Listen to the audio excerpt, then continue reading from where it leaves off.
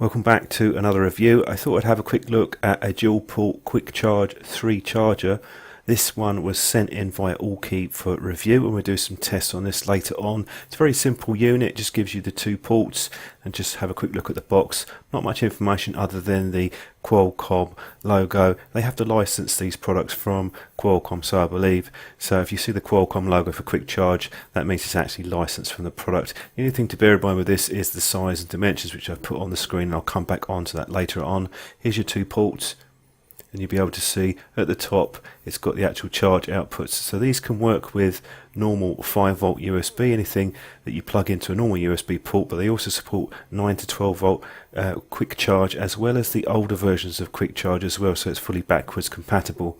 If I compare it to my 4-port charger which I have here, this is doesn't have quick charge at all. It has 1 amp ports and 2 amp ports, but no quick charge. And this just goes through the warranty information. They're giving you 2-year warranty on this, and useful guide that they've included explains a bit about quick charge, because not all devices support quick charge. Some of the newer flagship phones do, or even some of the budget phones are starting to support them now as well. So really the difference between normal charge and quick charge is that higher voltage, so it's going to charge quicker. Now using this in a normal socket, no problems at all. You can see plenty of space. Even if I have 2 of these together, it would actually work fine. This is just a battery charger for one of my cameras.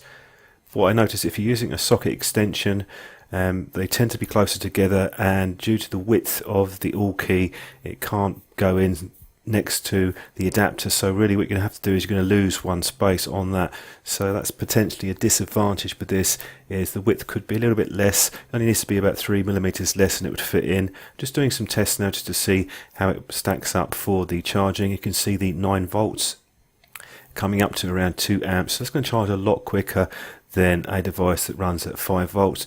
And this particular phone charges at 6 volts. It can go up to 6 volts, which is going to be a bit quicker than the 5 volts. Also, with the 2 ports in use, both of them have the quick charge, and both of them have quick charging used at the same time. But if you're using an older device or a device which doesn't support quick charge, this is a torch. Battery's about 2/3 full on this, so it won't reach its full charging rate. But as you can see, no issues at all with the 5-volt charging, or just under. It does vary a little bit.